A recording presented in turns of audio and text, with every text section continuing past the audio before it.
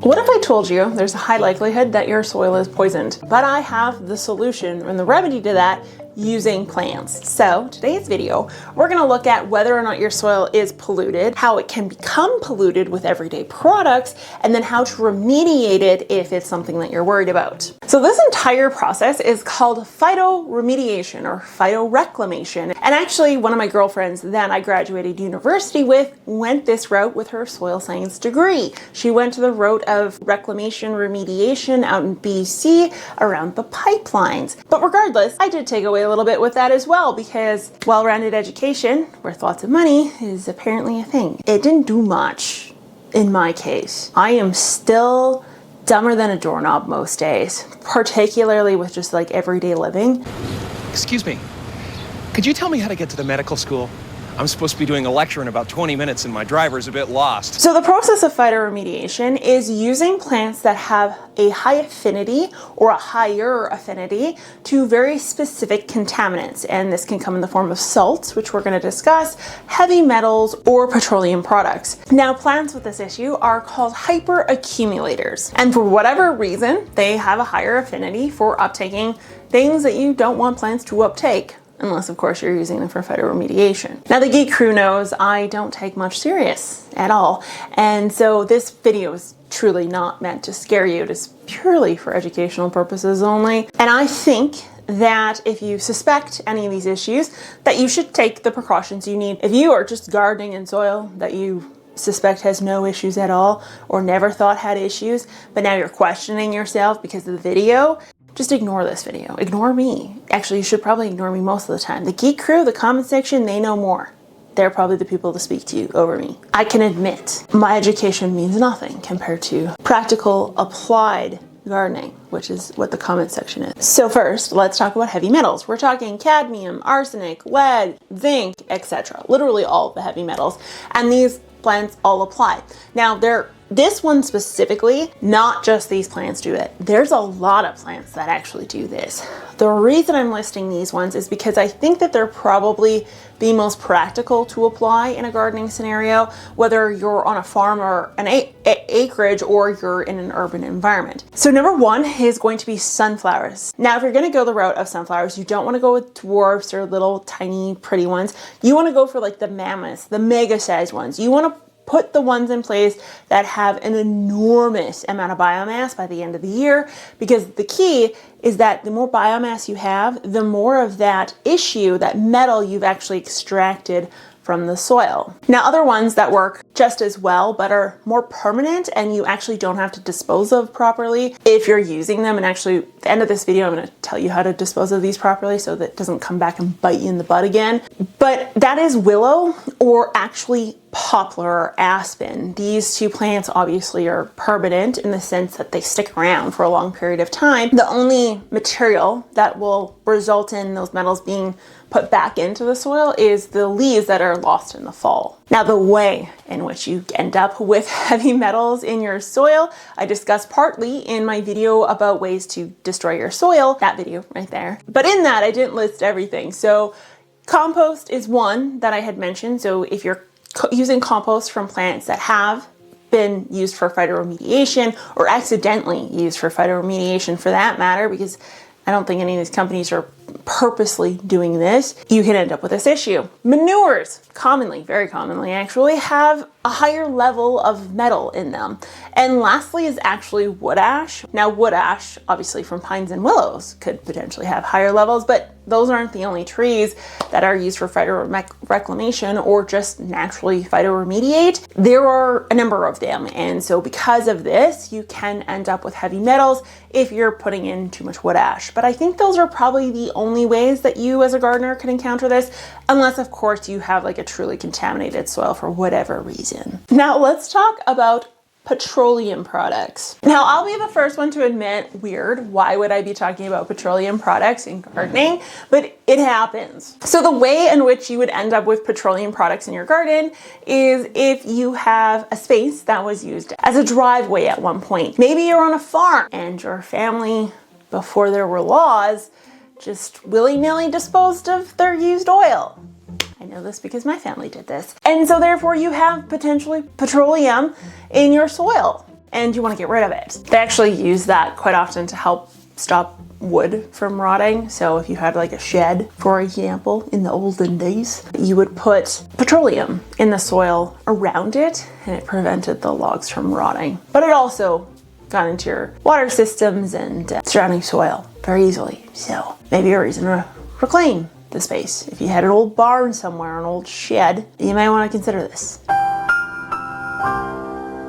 Now, one thing I will say when it comes to petroleum-based reclamation or phytoremediation is that it is best done in a scenario where you don't intend to put a garden anytime soon, because you are putting, the plants you have to use are typically used for lawns or fields of some sort. So these can include fescue, alfalfa, and clover. Now, fescue in particular is really good at getting a very deep dig of those petroleum products. Like, I'm talking feet. I need to go to the university, and I think it's the 4th floor. I think it's the soil science floor, the 4th floor.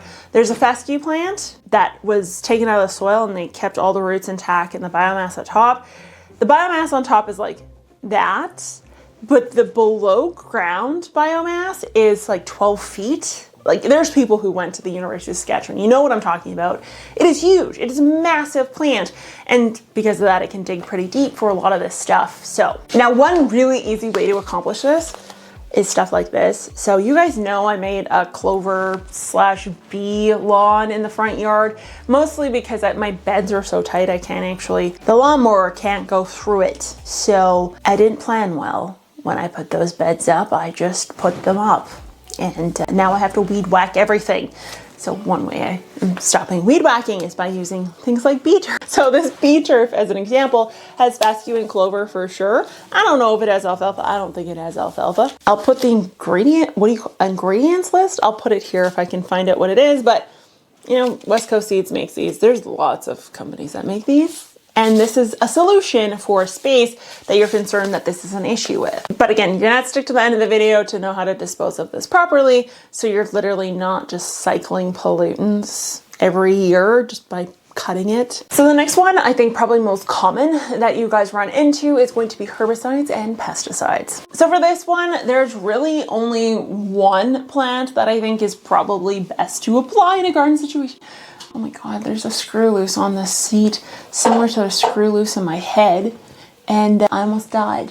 That would have been funny if I would have fell. I would have included it. I never would have taken it out. Everyone needs a good giggle every once in a while. Any hoosers, pumpkins, squash, winter squash in particular, and more specifically, a lot of biomass. So this could include not topping, not removing suckers, actually removing the flowers rather than allowing the flowers to establish. The goal is solely to accumulate more biomass, and that's because it'll actually expedite the process of both what the microbes are going to do, which is a breakdown of some of those herbicides and pesticides slowly, but it'll expedite it slightly. Now, you're gonna have issues with using a pumpkin if it is a selective herbicide for specifically broadleaf. So this would be in like a golf course compost, if you ended up using a compost from a golf course or from a lawn, like a park or ditches or something like that, where grass was cut. Not ideal, because that kills off a lot of broadleaves, and so it's gonna kill off your pumpkins. They won't even establish, actually. So what you wanna use in that case is actually a ryegrass, and this would have to be used in a cover crop scenario. So unfortunately, the soil that has this issue, you would have to plant the ryegrass and then allow it to establish over a whole summer, and then remove said ryegrass and then plant in it the following year. Now, to determine if you have a herbicide or pesticide that is meant for monocots versus dicots is to do a bioassays test. So all you're gonna do is 10 corn seeds, 10 pea seeds, put it into the soil in question, and then you're going to determine if one germinates less than the other or not at all.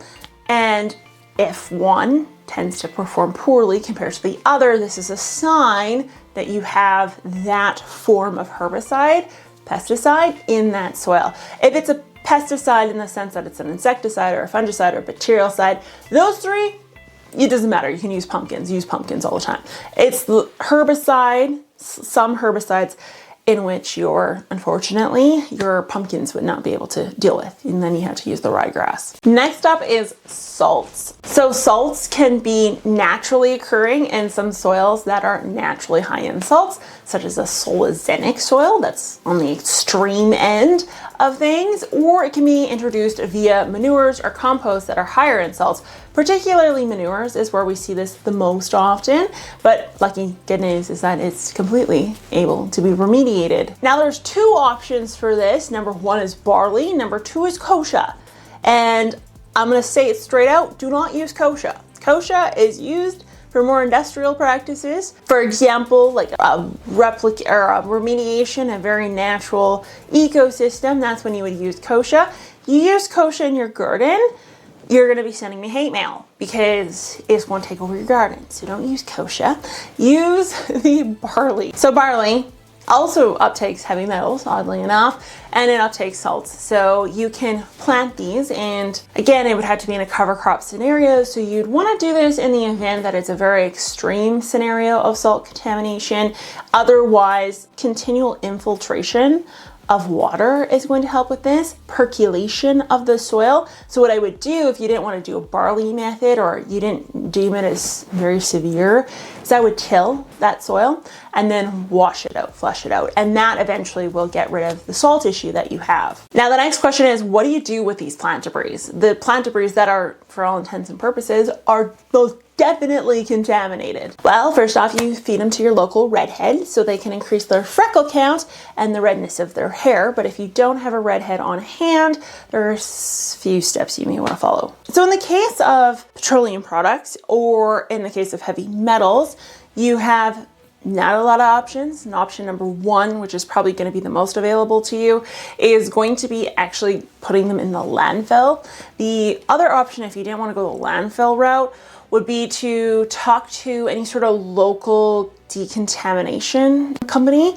GFL, for example, is what I know is in Saskatchewan. I don't know if GFL is countrywide, I have no idea, or international, no idea. But GFL, for example, is one that would take care of contaminated products.